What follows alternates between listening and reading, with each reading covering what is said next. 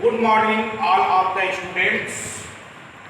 Today, my lecture is the intensity of electric field in an axial position due to electric dipole. ये topic class 12 UP board, CBSE board, ISC board तीनों के लिए important है।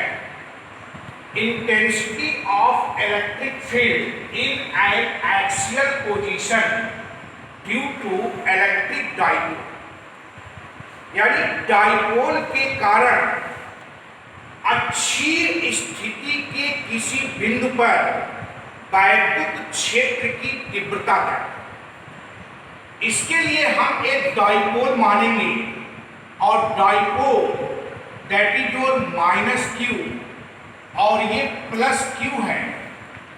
इसके किसी अच्छी point पर, एक्सिस का मतलब इन दोनों को जो लाइन ज्वाइन करती है उसके ठीक अपवर्ड या बैकवर्ड डायरेक्शन में, फॉरवर्ड या बैकवर्ड डायरेक्शन ठीक सिर में होना चाहिए।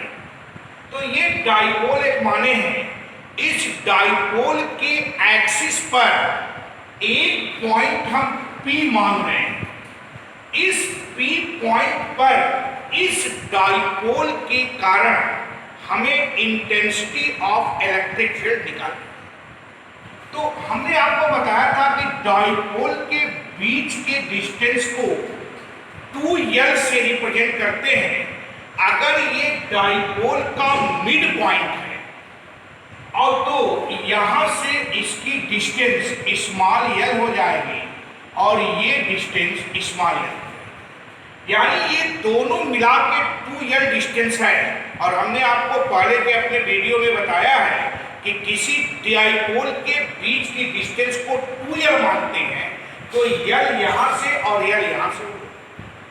मान लेते हैं कि इस डाइपोल के मिड पॉइंट से स्मॉल r डिस्टेंस पर एक पॉइंट P है।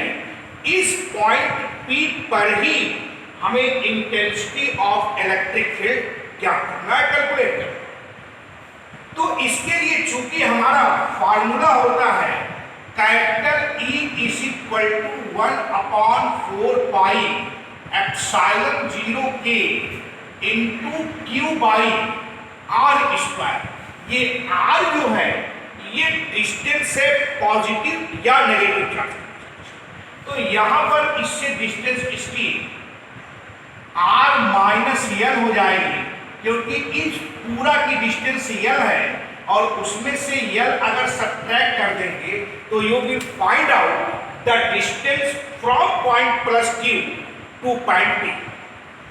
ओके, अब तो माइनस Q से इसकी डिस्टेंस कितनी हो जाएगी, माइनस Q से R प्लस L हो जाएगी, क्योंकि मिड पॉइंट से इस पॉइंट के बीच की distance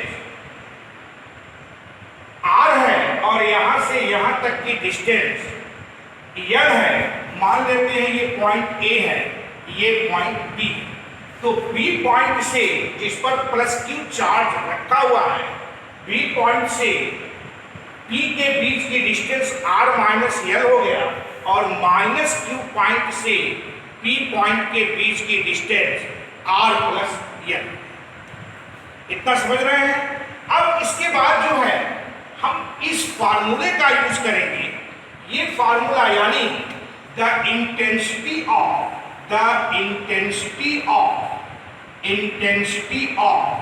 electric field due to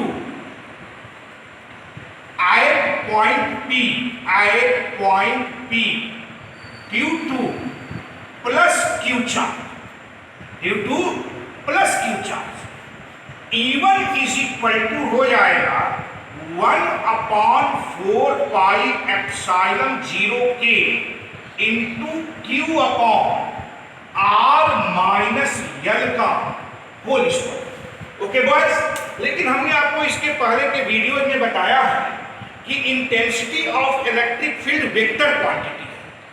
अगर ये वेक्टर क्वांटिटी है तो इसके बीच इसका जो डायरेक्शन होगा ये आउटवर्ड डायरेक्शन में होगा, यानी E1 की value outward direction,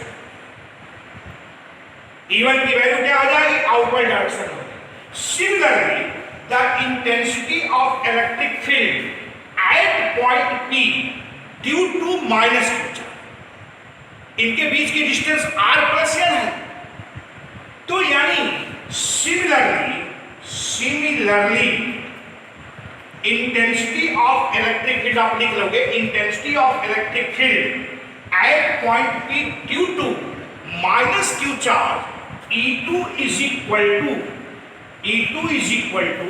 1/4 pi epsilon 0 k into Q by R plus L का होल स्क्वायर। अच्छा, ये नेगेटिव चार्ज है, तो नेगेटिव चार्ज के कारण किसी पॉइंट पर intensity of electric field inward direction में होती है, यानी E2 इनवर्ड डायरेक्शन में होती है, यानी ये आउटवर्ड डायरेक्शन हो गया, outward direction, and that is your inward direction, ये जो है इनवर्ड डायरेक्शन। ओके बॉयज, ये इनवर्ड डायरेक्शन है। तो अगर E1 की डायरेक्शन फॉरवर्ड डायरेक्शन है, आउटवर्ड डायरेक्शन है, और E2 की डायरेक्शन इनवर्ड डायरेक्शन है, तो हमें P पॉइंट पर intensity of electric field calculate करना। तो P पॉइंट पर इंटेंसिटी ऑफ इलेक्ट्रिक फील्ड, इन दोनों को सब्ट्रैक्ट करेंगे, अगर दोनों एक ही डायरेक्शन में होता है तो हम ऐड करते हैं, लेकिन इंटेंसिटी ऑफ इलेक्ट्रिक फील्ड की डायरेक्शन अपोजिट है, इसलिए E1 और E2 दोनों अपोजिट डायरेक्शन में होंगे, और दोनों अपोजिट डायरेक्शन में होंगे तो E की वैल्यू जो P पॉइंट पर नेट इंटेंसिटी आएगा उसकी वैल्यू E1 माइनस E2 करेंगे। अच्छा, बहुत बॉयज ये पूछते हैं, बॉयज या गर्ल्स ये पूछती हैं कि E1 में से E2 को सर जी क्यों सब्ट्रैक्ट किए, क्योंकि क्यों नहीं E2 में से E1 को सब्ट्रैक्ट। इसका फंडामेंटल बेसिक कॉन्सेप्ट ये है कि E1 माइनस E2 इसलिए करते हैं कि E1 E2 से ग्रेटर है। क्यों ग्रेटर है? क्योंकि इसका डिनोमिनेटर छोटा है, R minus L is less than the R plus L, और आप जानते हैं कि जिस क्वांटिटी की डिनोमिनेटर छोटी होती है तो उसका जो है वैल्यू बड़ा होता है। जैसे आपसे कोई पूछे 1/2 1/4 में कौन बड़ा है, तो आप कहोगे 1/2 बड़ा है।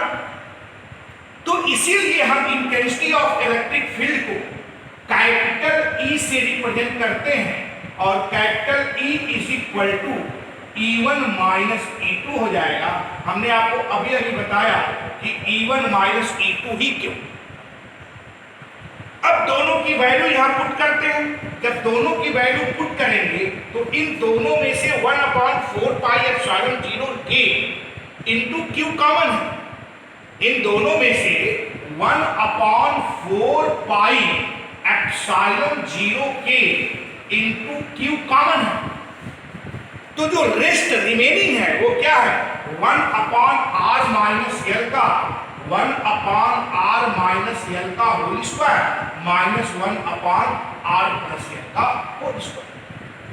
ओके, मैं समझता हूं कि आप लोग समझ रहे होंगे।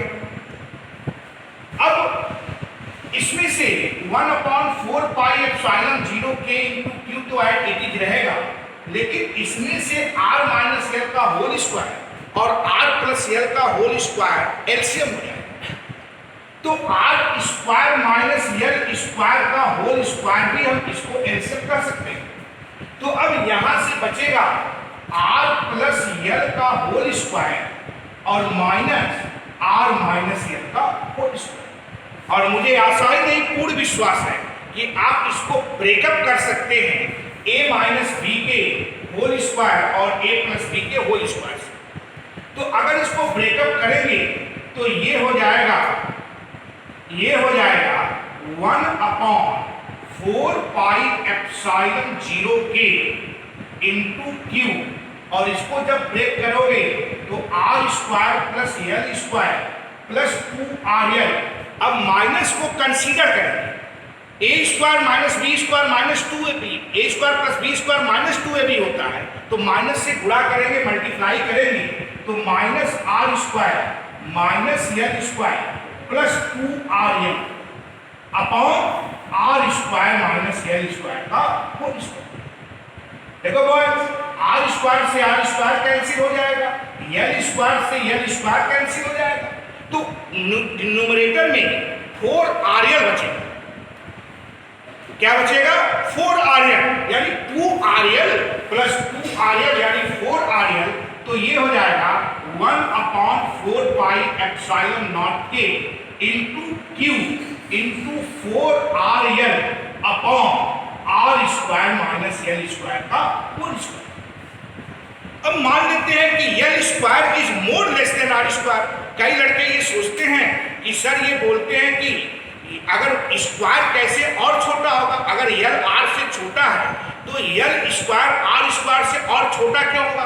क्योंकि एल स्क्वायर तो मल्टीप्लाई करने के बाद आता स्क्वायर है। लेकिन आप 1 से नीचे के पॉइंट को सोचो, जैसे 1/10 है तो 1/10 का जब स्क्वायर करोगे तो 1/100 आ जाएगा, यानी और लेस हो जाएगा। तो इसलिए अगर एल आर से छोटा है तो L square is more less than R square, और L square is more less than R square, then L square is negligible with respect to R square. तो ये क्या हो जाएगा? इसको थोड़ा आगे करके लिखा जाए, 1/4 pi epsilon 0 K into Q into 4RL upon R square minus L square का होल स्क्वायर। जब ये नेग्लेक्ट हो जाएगा तो r की पावर 4 हो जाएगा,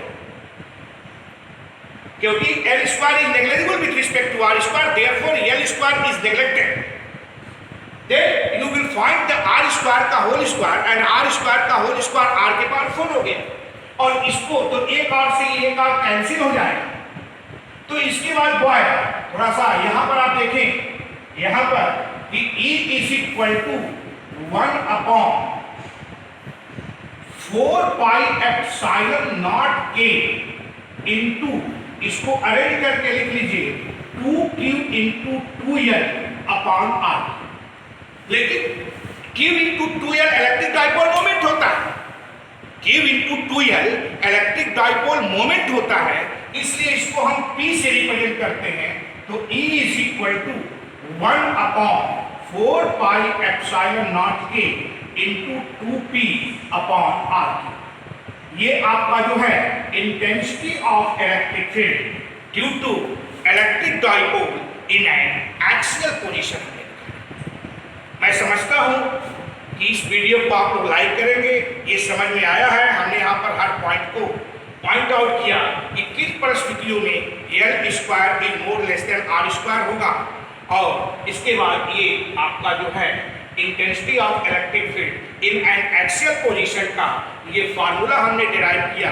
vector E is equal to 1/4 pi epsilon not के into 2P upon R। Next